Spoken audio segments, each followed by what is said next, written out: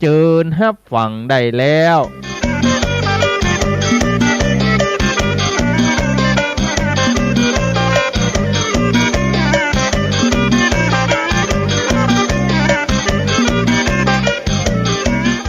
ยอหัตถาวันตาขาบนบท่านที่เคารพเมื่อพบปะกันในโอกาสนี้ขอจี้ไข่ปันเถิงเรื่องสำคัญฟังกันเล่นๆฟังไปคิดไปอย่าได้ตื่นเต้นแป้งใจเย็นๆเอาไว้ฟังกันเบาๆเลือกเอาไปใจบางอย่างก็ใจได้แต่นาตามหัวเรื่องนี้ตึงบ่มีปัญหาทำสันได้จาจักหาสุกได้โอ้โหตึงบอกว่าไผ่อะบอกโคสิริพงษ์เอ้ยเมื่อแต่งเก้าล้านน่ะหลวงก็ต้องเสาะหาความสุข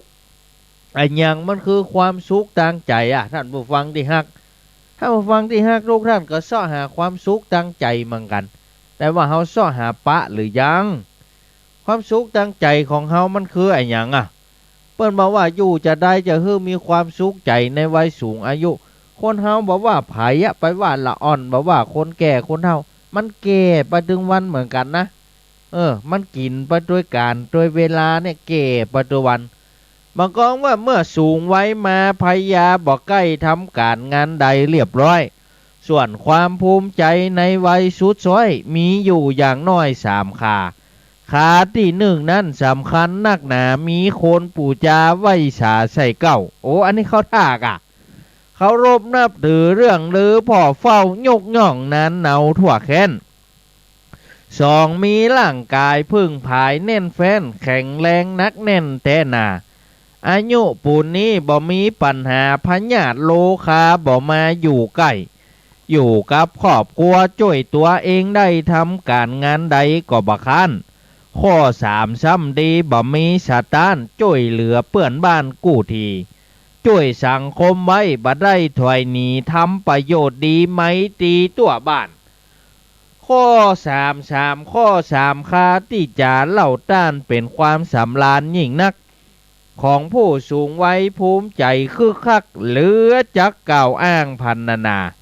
ถ้าเฮาลองนึกเจาะลึกแต่หนาทำสันได้จาจักหาต่างได้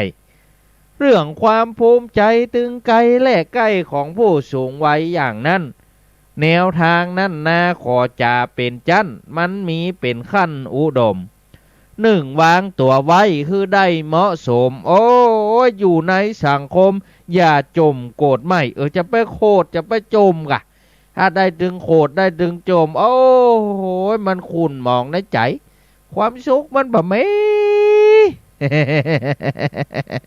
เอาว่าพระสงฆ์องค์เจ้าบอกว่าศรัทธาญาติโยมโอ้ความโคตรอยู่ในจิตในใจมันบ่มีความสุขอ่ะคือมีเหตุมีผลเนอะช่วยคนไก่ใกล้หูจ่าอู้จ่ากำใดม่วนนักอยากเย็นสุขุมควบคุมจี้จักวางลักถูกต้องเลยนะส่วนข้อ2นี้เป็นที่ปรึกษากิจการนาผ่านมาจำได้มีประสบการณ์ทำงานไก่ใกล้ช่วยเหลือเขาไปกับบัลละพ่อก้อยลูกร้านประสานสะปะบสวะปล่อยฮื้อกังวลดูแลเขาไว้อย่าได้ซับสนใจความอดทนช่วยคนรอบข้างข้อ3นั้นนาขอจากล่าวอ้างช่วยเหลือทุกทางบ่คันทำประโยชน์ตัวครอบครัวบ่กันช่วยเหลือเจ้าบ้านทำไปคอยช่วยเติมกำและทำด้วยใจบ่ว่างานใดเต็มใจตัวหน้าข้อ4แถมอันผูกพันเก่กล้าถ่ายทอดวิชาความรู้มีดีด้านใดอย่าได้หมู่ก้อยจ่าผู้อู้บรรยายโบราณว่าไว้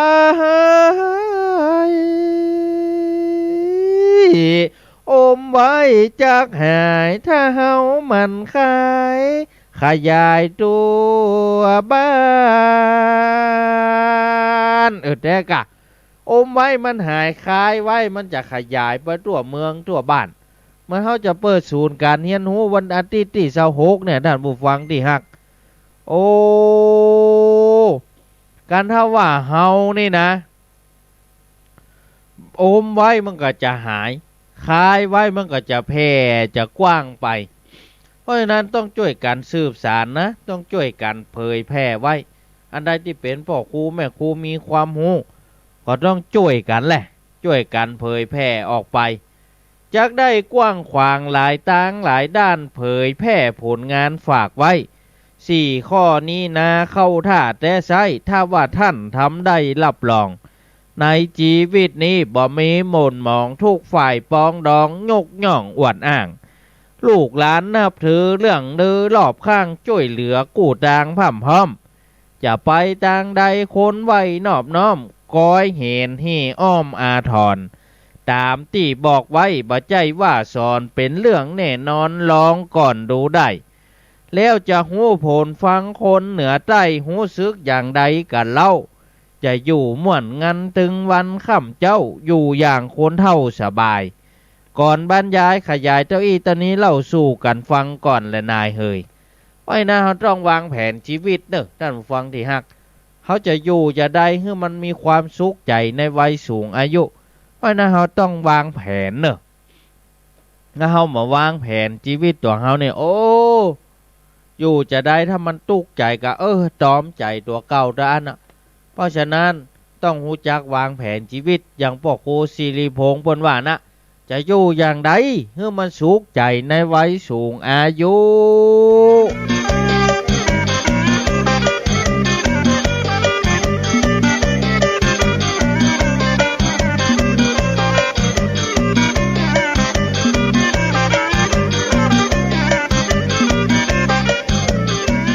เอามาฟังข่าวห้ามฉบับต่อไปท่านผู้ฟังที่ฮัก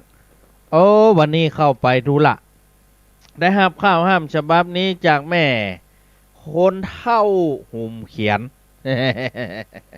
คนเฒ่าหุ่มเขียนเปิ้นบอกว่าเอาไว้สาเด้อนั่นพระครูเก้าล้านนั่นหลวงพระครูบุญเนตรเนี่ยแสงหน้าพวงมาลาบ้านป่าไม้แดงเนื้อเจ้าแม่ฝากข้าวห้ามแม่เกียงคำมาลายมือนี่มันจะอุกยุ่งหน่อยเนอะก้อยใจก็ก้อยอ่านเอาเถอะไว้สาขออภัยเจ้า เอาเป็นยังลายมือเปิ้นงามจะเปิ้นดอมตัวเปิ้นมาได้อันนี้ได้ประหับมาแล้วไปปอจะนั้นแม่แสงล่าพวงมาลาเปิ้นบอกว่าขอถวายท่านพ่อครูบุญเนตรไว้เนอะเจ้าลานนั่นหลวงเอาไว้บำรุงกับน้ำกับไฟ100 บาทแล้วก็แม่เกียงคำลุงพะโลดป่าไม้แดงมันกันเปิ้นบอกว่าขอถวายกับน้ำกับไฟเป็นบุญกุศลไว้กับตนไปทางหน้าเจ้าค่ะถวายไว้กับตนกับตัวถวายเป็นกับน้ำกับไฟได้หับมาแล้วเนอะแม่แสงล่าพวงมาลาแม่เกียงคำลุงพะโลด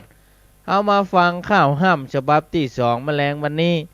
เอาห้ามฉบับที่2วันนี้แมลงวันนี้เปิ้นบอกว่าคนไก่บ้านคนไก่บ้านมันก็ง่อมจอยวอยกันเนาะ คนไก่บ้านมันจะไก่จะได้เอามาฟังข้าวห้ามฉบับที่2วันนี้เรื่องคนไก่บ้านจากคนเฒ่าหุ่มเขียนแม่แสงล่าพวงมาลาบ้านป่าไม้แดงแม่โป่งดอยสะเก็ดจังหวัดเชียงใหม่เรื่องคนไก่บ้านคนไก่บ้านเพิ่นจะถึงอย่างนั้นเจอนั่นผู้ฟังที่ฮักทุกท่านฮับฟังได้แล้วเจิญฮับฟังได้แล้ว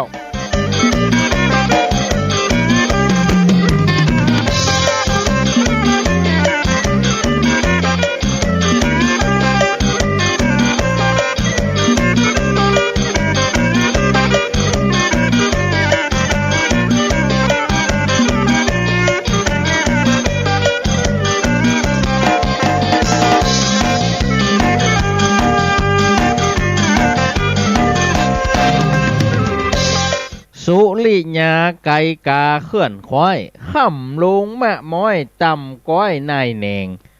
ทินกรลับปาดม่อนอ่อนแสงตะวันแลงค่ำลงแล้วเจ้าร้อยมันง่อม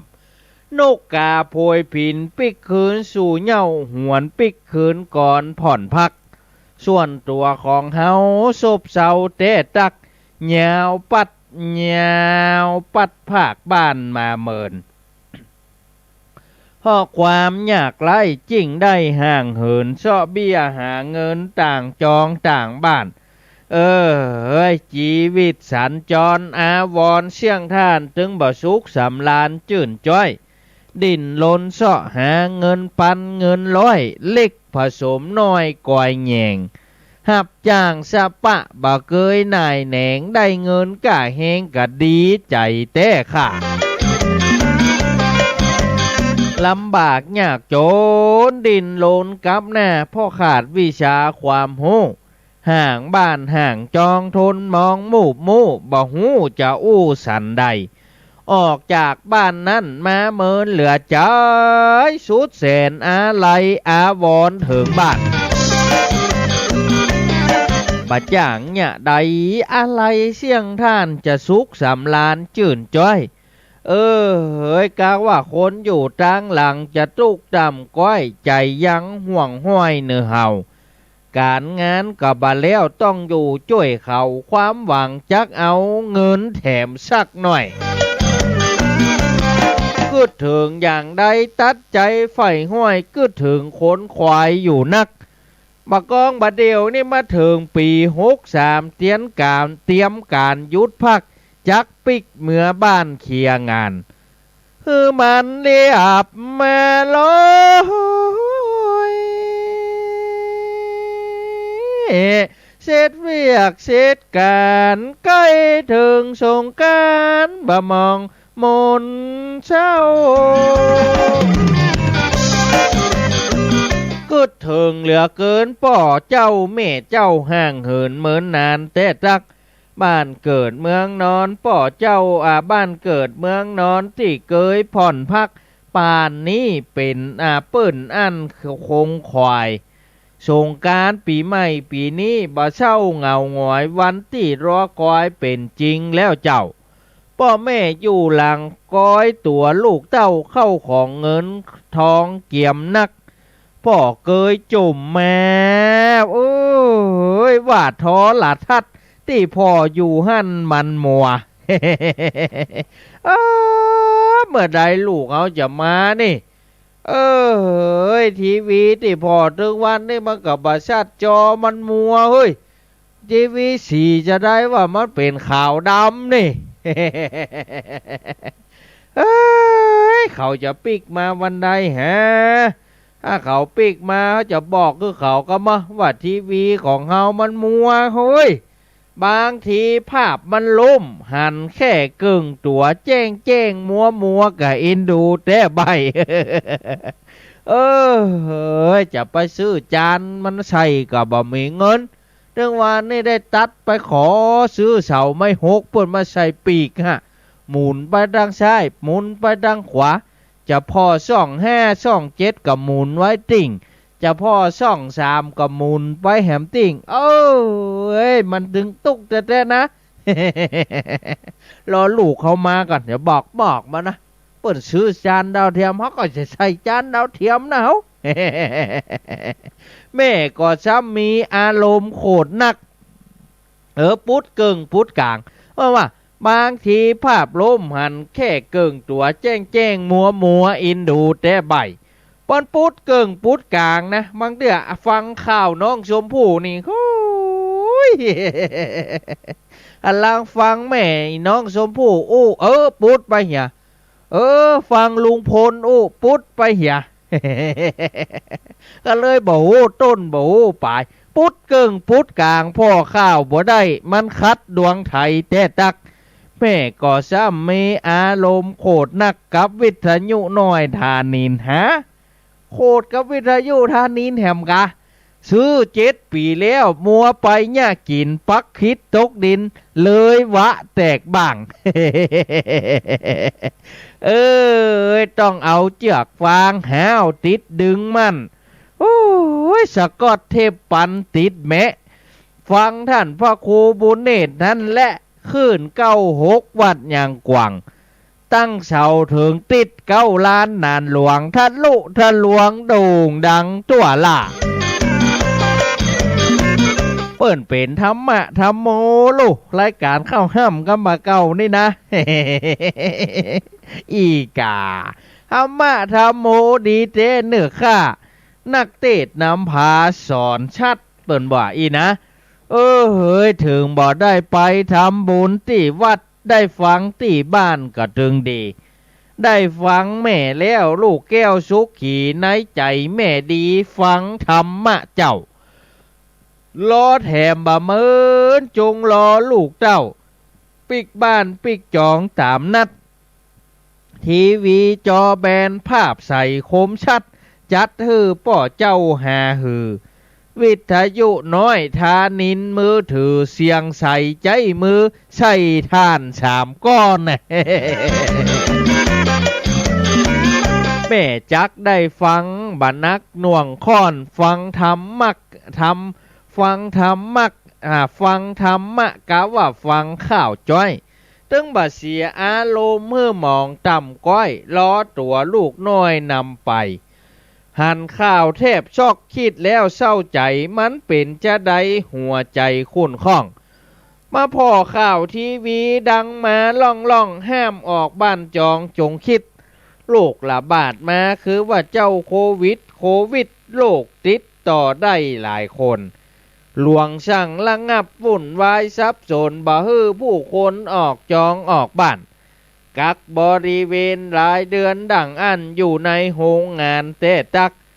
รอจนเมื่อได้โควิดหยุดพักคงจักปิกได้คืนก่อนเงนพ่อบนฟ้าหมู่ดาวข่าวพรหัวอกคนจรวอนเชียงท่านต้องฟ้ามาส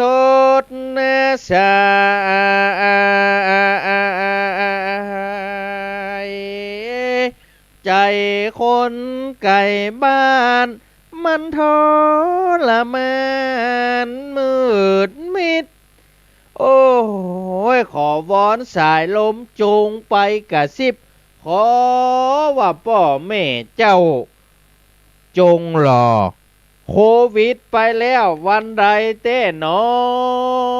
ปะกราบอกโควิดไปแล้ววันใดเต้หนอตึงบ่รีรอปิกเต้เนิดเน่เจ้าจะไปหนุนตาของพ่อแม่เป็นเจ้ากราบอกเบาๆป่อไทยสมมโนในของลูกตั้งไว้ขอพ่อแม่ได้จงรอเขียนมาปอจากคนไก่บ้านกว่าคนอ่านการยาวเกินตะนิดเดียวอีลวดวางลงก่อนและนายเฮยยินดีจะน่าเข้าห้ามฉบับนี้จากแม่แสงล่าพวงมาลาหรือว่าคนเท่าหุ่มเขียนเรื่องคนไก่บ้านโอ้มันเป็นจะอี้ลงพอมาถึงมาเดียวนี่ปุ๊โรเปิดหือปีกบ้านละลูกคงจะดีอกดีใจเหมือนกันทุกคนทุกท่านพ่อแม่คงจะม่วนอกม่วนใจได้หันหน้าลูกหน้าหลานได้หันหน้าลูกหน้าเจ้าเหมือนกันนะกูคู่กูคนโอ้ยคงจะดีอกดีใจบัดดีอกดีใจเจ้าวันพูกนะแม่จำนงเครื่องคุ้มเพื่อจะไม่แอวหาวันพูกนี่นะ ยินดีจะนักเน้อคนเท่าหุ่มเขียนเรื่องคนไก่บ้าน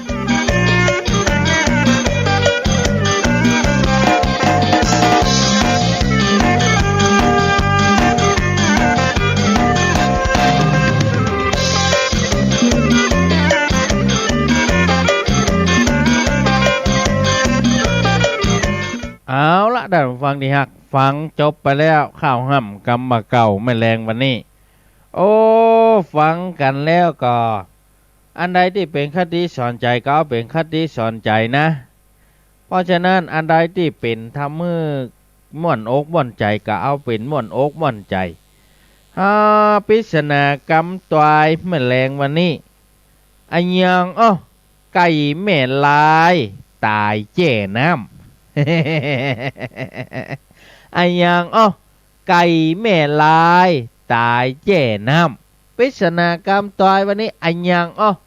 ไก่แม่ลายตายแจ่น้ำไก่แม่ลายตายแจ่น้ำนะ